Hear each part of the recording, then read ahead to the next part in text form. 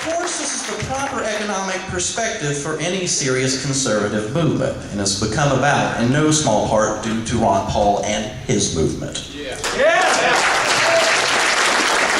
Now, I mention Ron Paul not because he is the whole of this relatively new and exciting and very real conservative movement, but because there is almost always some pivotal leader who takes center stage in any movement worth having.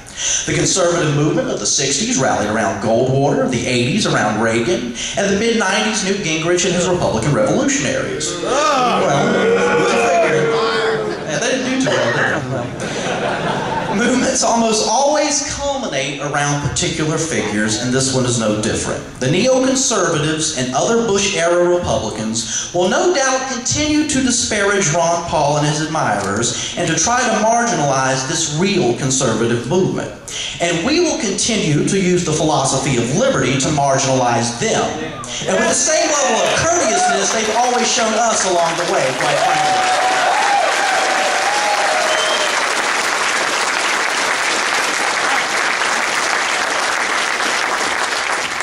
The good news is we're winning.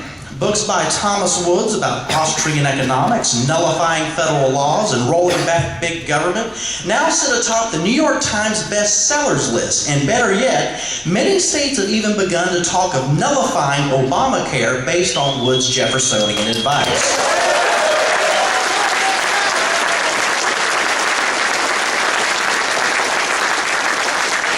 The ideas of liberty are broadcast in a full-throated manner each weeknight on Fox Business by none other than Judge Andrew Napolitano.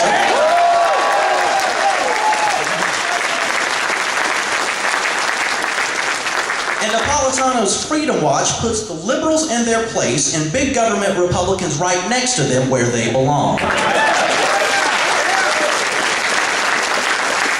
My good friend, talk radio host Mike Church broadcasts the ideas of liberty and the philosophy of the founders to thousands upon thousands each morning nationwide on Sirius XM satellite radio.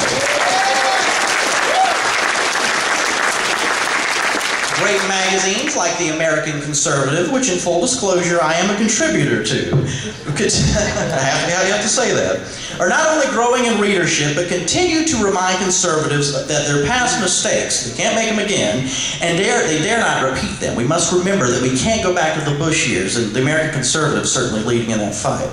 Educational outfits like the Ludwig von Mises Institute now inspire.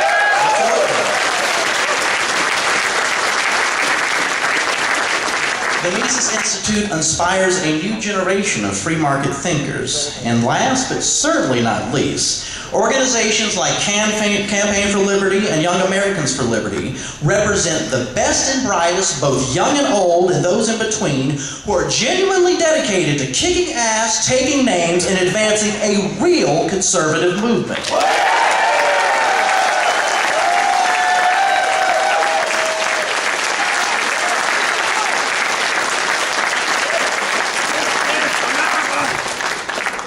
Great to hear that, because that's what we've got here.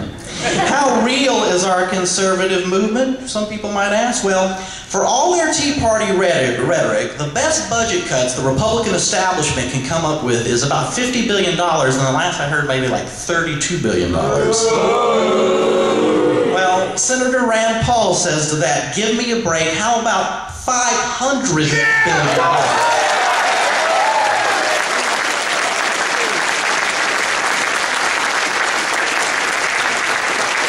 Well, suffice to say, Senator Paul belongs to the real conservative movement. I mention all these encouraging developments not to paint an unrealistic or perhaps overly optimistic picture of where the American right now stands, but to show how much progress we've made considering where the right once stood. Can you imagine any of these developments I just mentioned getting much traction on the right when conservatives seem to have lost their collective minds during the Bush years? Hardly.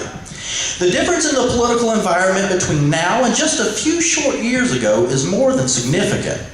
There is now a distinct air of revolution. As President Obama and the Democrats now saddle this country with unthinkable debt, time is on our side perhaps now more than ever. Even beyond the left-right political spectrum, much polling data shows that Americans of all political stripes now list debt and the size of government as top problems that must be addressed. When the Republican Party stood simply for nothing but war toward the end of Bush's second term, it also stood against public opinion. Barack Obama could tell you that. But a genuinely liberty-minded GOP could potentially bring in countless new members, creating the largest tent imaginable, dedicated overall to the singular issue of addressing our massive debt. In retrospect, Bush's statism and utopian foreign policy actually drove away plenty of sensible people, ultimately shrinking the Republican Party. A return to fiscal conservatism could potentially grow it. At this CPAC 2011, this advancement of the real conservative movement can be seen by how many of us, whether those in the Liberty Movement, the Tea Party, and others who take the founders seriously, are not only present, but we are growing in our numbers. One of the first conversations I ever had with Young Americans for Liberty's Jeff Frazee was about how discouraging CPAC was during the Bush years. I think you remember that conversation. Jeff said that it made him sick to his stomach, basically. I can imagine. I'm glad I wasn't here. This is my second CPAC. I doubt very many of us in the real conservative movement feel that way now. I doubt very many of us in this room here tonight feel that way now. I certainly don't. Of course, in our midst, we still have plenty of the GOP hacks and has-beens, the neocons, and other big government apologists who've learned nothing from the recent Republican past, and would gladly go back the first chance they got. Barn hat! Yeah, he's one of them. Here's another one. I think he's still there, actually. All this talk of some secret Muslim caliphate taking over Egypt this week sounded like a bunch of old Bush Republicans longing for the good old days of the old war party they were once so comfortable with.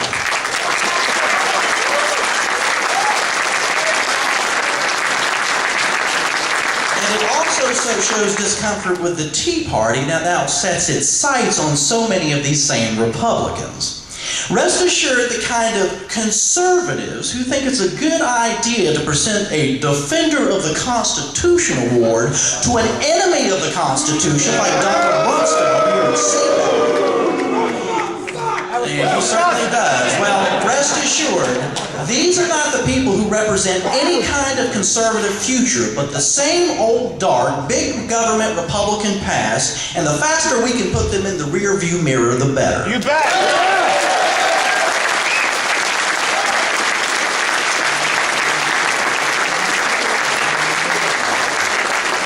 It's always valuable to make alliances wherever possible, and there is nothing wrong with compromising politically to advance principle, so long as you never compromise your principle to advance politically. There's a big difference there.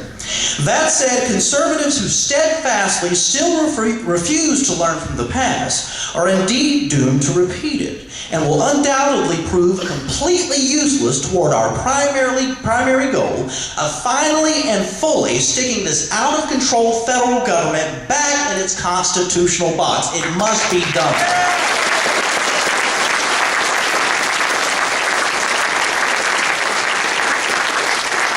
Well, needless to say, the real conservative movement is up to this task. The Constitution is non-negotiable, and despite our critics, taking liberty to the extreme remains this movement's greatest virtue. Thank you.